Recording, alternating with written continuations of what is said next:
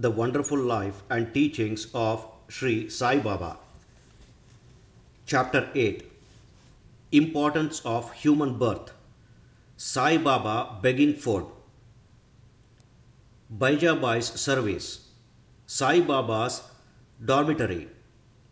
His affection for Khushalchand. As hinted in the last chapter, Hemant Pant now explains at length in his preliminary remarks the importance of human birth and then proceeds to relate how Sai Baba begged his food, how Bayajabai served him, how he slept in the masjid with Tatya Kote Patil and Mahalspati, and how he loved Khushalchand of Rahata. Importance of human birth. In this wonderful universe, God has created billions, that is 84 lakhs according to Hindu Shastra calculation of creatures or beings, including gods, demigods, insects, beasts and men, inhabiting heaven, hell, earth, ocean, sky and other intermediate regions. Of these, those creatures or souls whose merit preponderate go to heaven and live there till they enjoy the fruits of their action, and when this is done, they are cast down, while those souls whose sins or demerits preponderate go down to hell and suffer the consequence of their misdeeds for as long as they deserve it. When their merits and demerits balance each other, they are born on earth as human beings and are given a chance to work out their salvation. Ultimately, when their merits and demerits both are worked out completely, they get their deliverance and become free. To put the matter in a nutshell, soul gets their birth or transmigration according to their deeds and evolvement. Special value of the human body. As we all know, four things are common to all the creatures, that is food, sleep, fear and sexual union. In the case of man, he is endowed with a special faculty, that is knowledge, with the help of which he can attain God vision, which is impossible in any other birth. It is for this reason that gods envy human species and aspire to be born as men on the earth, so as to get their final deliverance. Some say that there is nothing worse than the human body, which is full of filth, mucus and dirt, and which is subject to decay, disease and death. This is true to a certain extent, but in spite of these drawbacks and defects, the special value of the human body is that man has got the capacity to acquire knowledge. It is only due to the human body or on account of it that one can think of the perishable and transitory nature of the body itself and of the world, and have an aversion for the sense enjoyments, and can discriminate between the unreal and the real, and thus attain God vision. So, if we reject or neglect the body because it is filthy, we lose the chance of God vision. And if we fondle it and run after sense enjoyments because it is precious, we go to hell. The proper course therefore for us to pursue is the following: that the body should neither be neglected nor fondled, but should be properly cared for, just as a traveller on horseback takes care of his pony on the way, till he reaches his destination and returns home. Thus the body should ever be used or engaged to attain God vision, or self-realization, which is the supreme end of life. It is said that though God created various sorts of creatures, he was not satisfied, for none of them was able to know and appreciate his work. So he had to create a special being, man, and endow him with a special faculty, that is knowledge.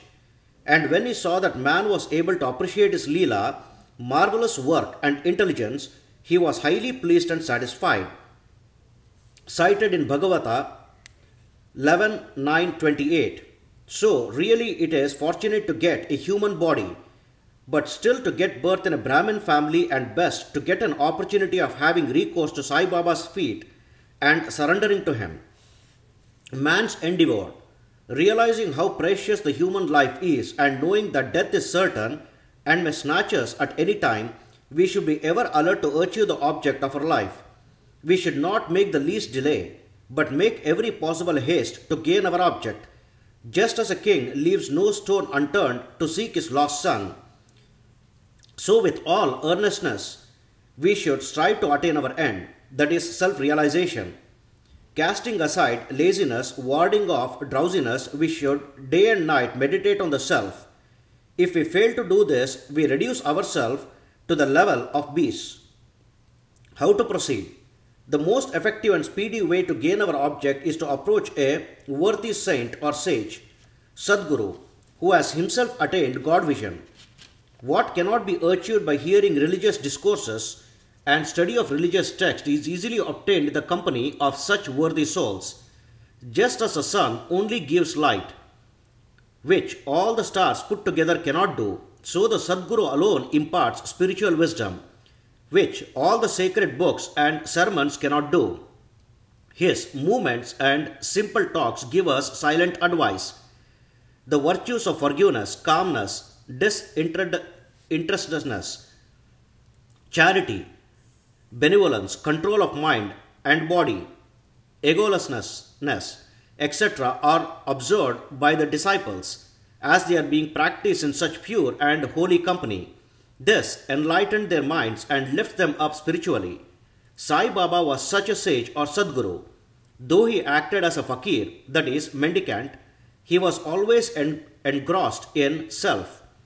He always loved all beings in whom he saw God or divinity.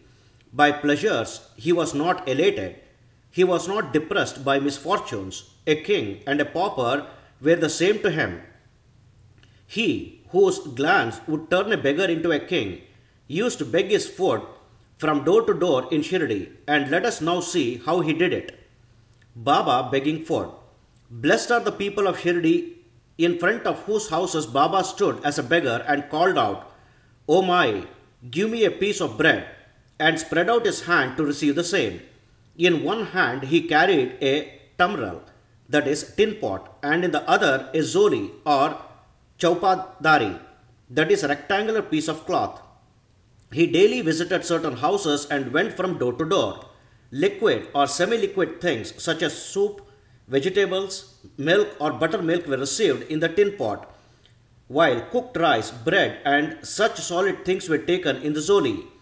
Baba's tongue knew no taste, as he had acquired control over it. So how could he care for the taste of the different things mixed up together? Whatever things he got in his zoli and in the tin pot were mixed together and partaken by Baba to his heart's content. Whether particular things were tasty or otherwise was never noticed by Baba, as his tongue was devoid of the sense of taste altogether.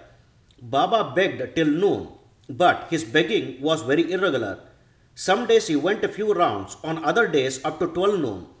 The food thus collected was kept in a kundi, that is, earthen pot.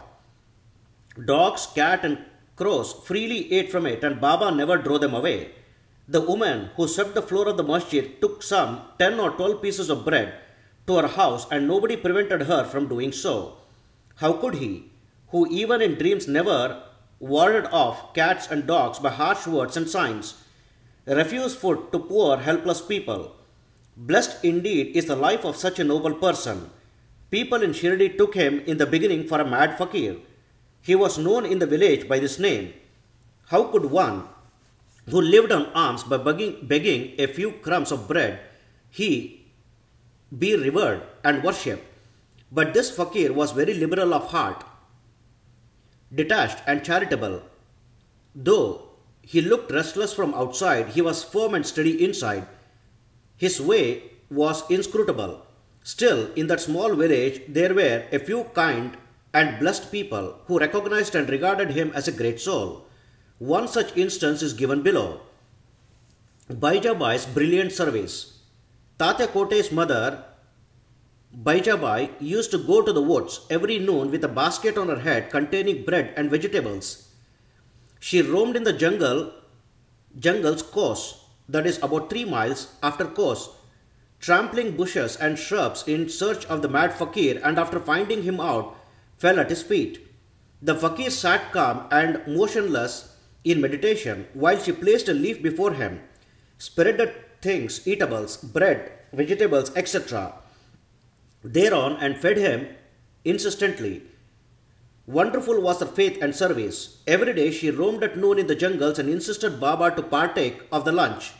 Her service, upasana or penance, by whatever name we call it, was never forgotten by Baba till the end. Remembering fully what service she rendered, Baba benefited her son significantly. Both the son and the mother had great faith in the fakir, who was their god. Baba often said to them that fakir, that is mendicancy, is real. Lordship, that is riches, is transient. After some years, Baba left going into the woods and began living in the village and take his food in the masjid hands. Bayajabai's troubles of roaming in the jungles ended. Dormitory of Trio. Ever blessed are the saints in whose heart Lord Vasudeva dwells, and fortunate indeed are the devotees who get the benefit of the company of such saints. Two such fortunate fellows, Tatyakote Patil and Bhagat Malspati, equally shared the company of Sai Baba. Baba also loved them both. These three persons slept in the masjid with their head towards the east, west and north, and with their feet touching one another at the center. After spreading their beds, they lay on them, chit-chatting and gossiping till late at night. If any one of them showed any signs of sleep, others would wake him up. For instance, if Tatya began to snore, Baba at once got up and shook him from side to side and pressed his head. If it was Mahalspati, he pulled him close, stroked his legs and patted his back. In this way, for a period of 14 years, Tatya, leaving his parents at home, slept in the masjid. On account of his deep love for Baba, how happy and never be forgotten were those days. How to measure that love and how to value the grace of Baba. After the passing away of his father, Tatya took charge of the household affairs and began to sleep at home. Khushalchand of Rahata. Baba loved Ganpat Kote Patil of Shirdi. He equally loved Chandraban Seth, Marwadi of Rahata. After the demise of this Seth, Baba loved his nephew Khushalchand equally or perhaps more, and looked after his welfare day and night, sometimes in a bullock cart, at other times in a tonga. With intimate devotees, Baba went to Rahata. People of that village would come out with band and music and receive Baba at the gate of the village and prostrate before him. Then he was taken into the village with great occult and ceremony. Khushalchand took Baba to his house, seated him on a comfortable seat and gave him a good meal. Then they talked freely and merrily for some time, after which Baba returned to Shirdi, giving delight and blessings to all. Shirdi is midway and equidistant from Rahata on one side, that is south, and Nimgaon on the other, that is north. Baba never went beyond these places during his lifetime. He never saw any train nor travelled by it. Still he knew exactly the timings of arrival and departure of all trains. Devotees who acted according to Baba's instructions given at the time of taking his leave fared well, while those who disregarded them suffered many a mishap and accident. More about this and other matters will be told in the next chapter. Bow to Sri Sai. Peace be to all.